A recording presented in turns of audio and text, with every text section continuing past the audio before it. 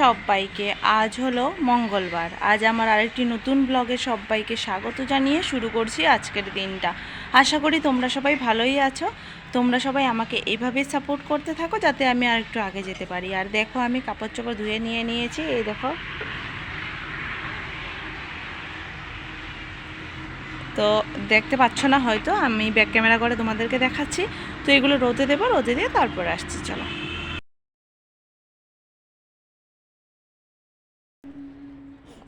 তো কাপড়গুলো দেখতেই পারলে, এই যে আমি এখন রোদে দিতে চলে এসেছি। এখন তো পৌষ সংক্রান্তি চলে এসেছে, তো পরপর ভালোই ধোয়া আছে। তো আজও ধুলাম অনেক কিছু, কালও ধুতে হবে।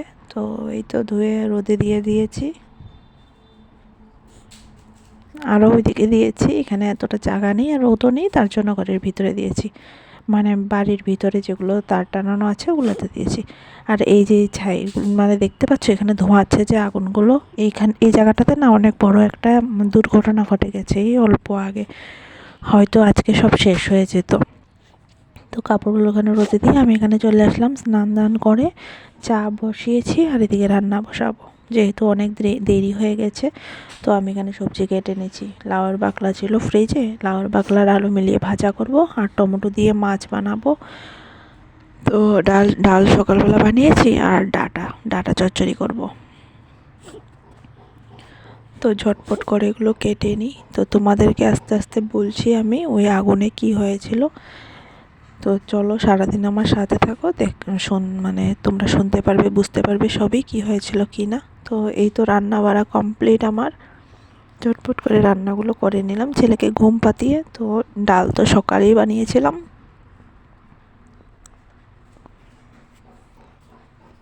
এই হলো লাউয়ের বাকলা আর আলু মিলিয়ে ভাজা। এই হলো ডাটা চচ্চড়ি।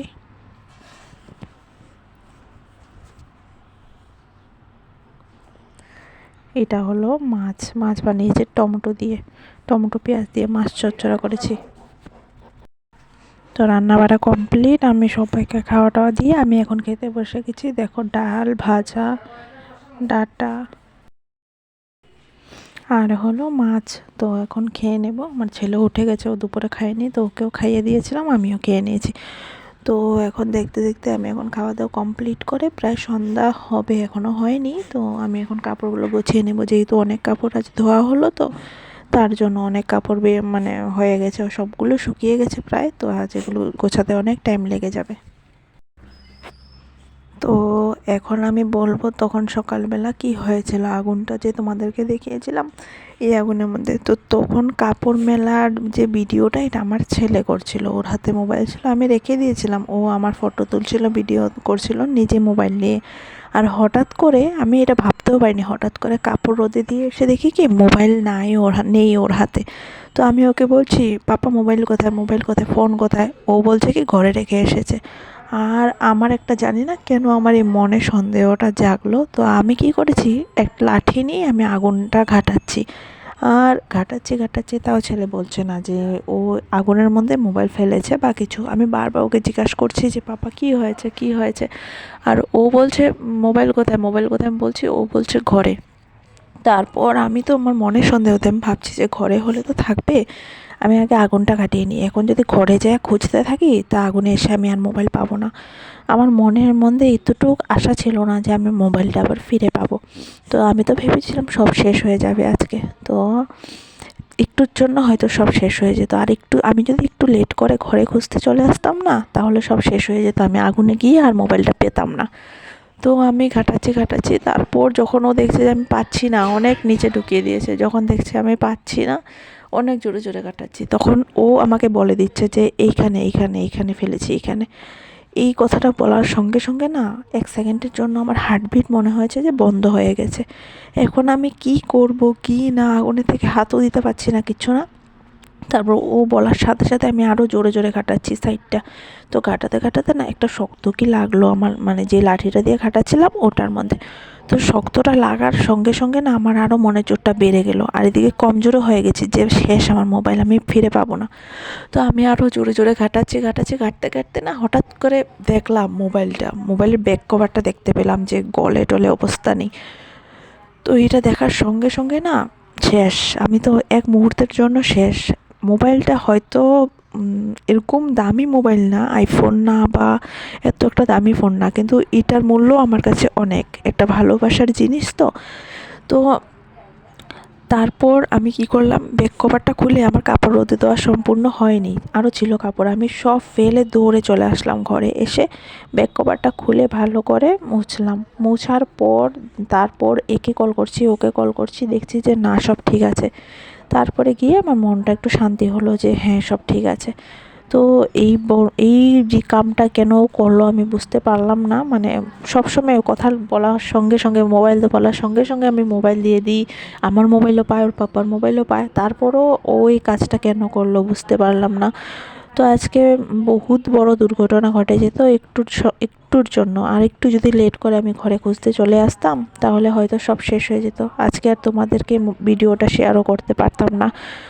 তো এইদিকে এখন চলো বলি, এই কাপড়গুলো কেন এতগুলো গোছাচ্ছি, সব কিছু বের করে গোছাচ্ছি। তার জন্য আমার হাজব্যান্ড যাবে ডক্টর দেখাতে। তো কোথায় যাবে সামনের ভিডিওতে তোমাদেরকে বলবো। ডক্টর দেখাতে যাবে, প্যাকিং চলছে, তো তার জন্য কি নেবে কি না, আর আমারও কিছু কাপড় চোপড় ছিল, সবগুলো একসাথে গুছিয়ে নিচ্ছি। আর ও যেগুলো নিবে ওগুলো আমি বাইরে রাখছি। এই যে দেখো, ও দেখে দেখে সব কিছু গোছাচ্ছে, তো ট্রলি ব্যাগ গোছাচ্ছে। তো দেখতে থাকো, প্যাকিং চলছে।